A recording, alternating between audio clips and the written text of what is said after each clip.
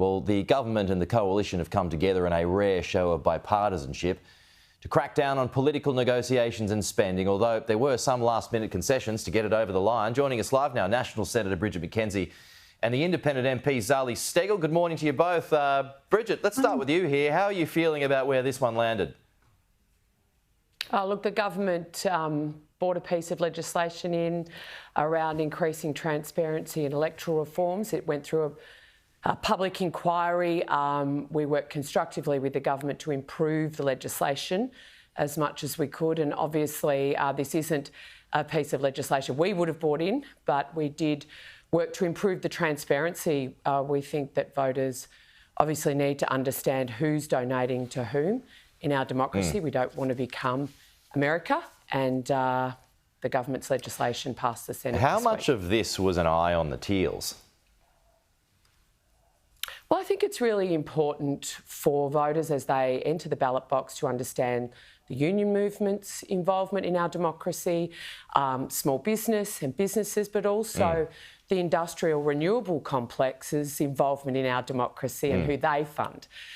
So if you actually believe in transparency, then you need to be backing the fact that voters know not just the fossil fuel industry that's supporting certain candidates, not just the union movement, but the industrial renewable complex, which is also funding candidates like the Teals and like the Greens. OK, let's go to the OG Teal now.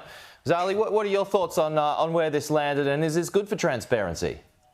Well, look, unfortunately, the only concessions that occurred in relation to the negotiations between Labor and the coalition was, in fact, to reduce transparency, to take the much accepted need for a donation disclosure limit of $1,000 up to $5,000. So when you multiply that across a lot of entities, that still allows for over $4 million to be undisclosed. And let's get real here. 1 in 3 dollars donated or collected by the major parties, so that's the Nationals, Coalition, Liberals and Labor, is dark money, is undisclosed. So the bulk of money in elections that is not disclosed, that we don't know where it comes from, is actually from the major parties. So there is an irony in the argument that's being ran here by Bridget and the coalition. But look, at the end of the day, if this was so above board, why does it have to be rammed through Parliament? Why could it not take the course of all pieces of legislation and be sent to inquiry so that we actually can interrogate the legislation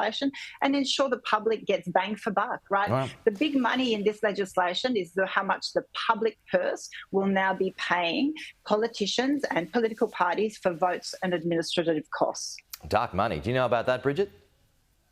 I think what we need to make sure is that we get the balance right between individuals and donors' right to privacy and indeed transparency. This bill did go to an inquiry, Zali. It was subjected to public examination, and many of the changes that have been made to the bill, these issues were discussed. You might not have been on it.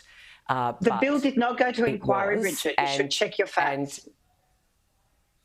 And Zali, many of the issues raised were subject to a parliamentary inquiry, and changes have been made. Zali doesn't like it. We don't think we should go for an American system where you have, campaigns costing billions of dollars. We do think you need to get the balance right between respecting privacy of donors and the transparency, and the fact that now Zali's donors will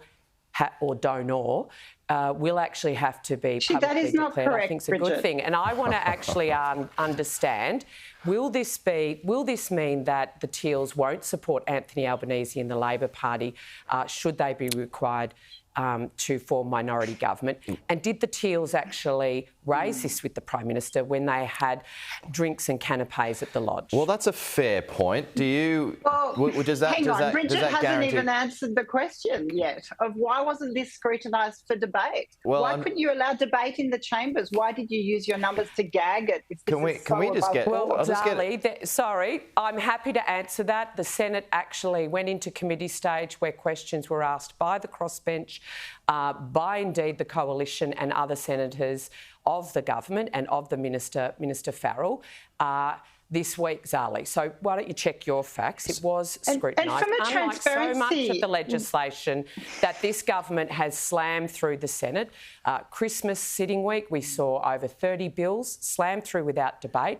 The increase to emissions standards that Chris Bowen put through the House and the Senate last year, didn't even have second reading speeches in the Senate. So please don't get high and mighty here today about a piece of legislation that was looked at through inquiry, that had a committee stage in the Senate and second reading speeches and debate, when you have supported the slamming through of legislation and guillotines in both chambers on any number of pieces of legislation that you happen to support. We're just getting short for time. I do want to get a response to that question, Zali, if you wouldn't mind. We saw you all go to the Prime Minister, his residence, for a cup of tea or a dinner the other night. Is that part of negotiations to lock in your support in the event of a minority government, and did you provide that? Absolutely not. At the end of last year, the crossbench was invited to drinks with the coalition, with the Leader of the Opposition. So will you be supporting the Prime Minister? I attended. Well, just let me answer the question. I attended the crossbench was invited for end-of-term drinks to the lodge by the Prime Minister. Out of respect, we attended. I didn't in any way discuss anything like that. I've been very clear. The issues I will consider will be actually integrity of government and process. And both major parties have made a mockery of that with this piece of legislation. There is no one that is duped by this as being an attempt of the major parties to delve into public funds to keep themselves on a drip support, because they know their popularity with people is falling dramatically with every election. OK, we will have to leave it there. I just want to ask on a side note to Bridget as Shadow Transport on this Rex fiasco at the moment. There are so many really good regional carriers across the country, Bridget. How would you feel if a consortium of them came together to take up Rex's routes instead of the taxpayer forking out cash for an airline that, frankly, stuffed up on its own accord? Yeah, Pete, I think what you've seen this week following the government's announcement of backing the TWU's suggestion that the taxpayer owns an airline again, is that you've seen over 40 aviation services that are already delivering great connectivity to regional towns across the country, including 21 routes that Rex services, are ready to step up to the plate. They've got capacity to grow. They want to be given the chance to grow their businesses rather than actually compete against a government-owned airline. And I think that is absolutely something that the minister should have been doing 7 months ago, but better late than never. Just while we're on this, Zali, I don't know if you've done much research on this at all, but does that sound like a better option? You know, a consortium of smaller airlines rather than the taxpayer helping out Rex? Look, it's essential that we have good connectivity in the country. We're a large continent. It is essential for regional communities to have access to air travel. So absolutely, I support that be looked at, and I favour competition.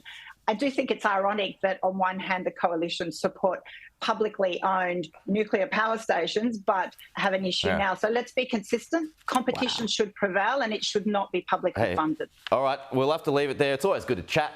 Zali and Bridget, appreciate it. We'll talk to you again next week.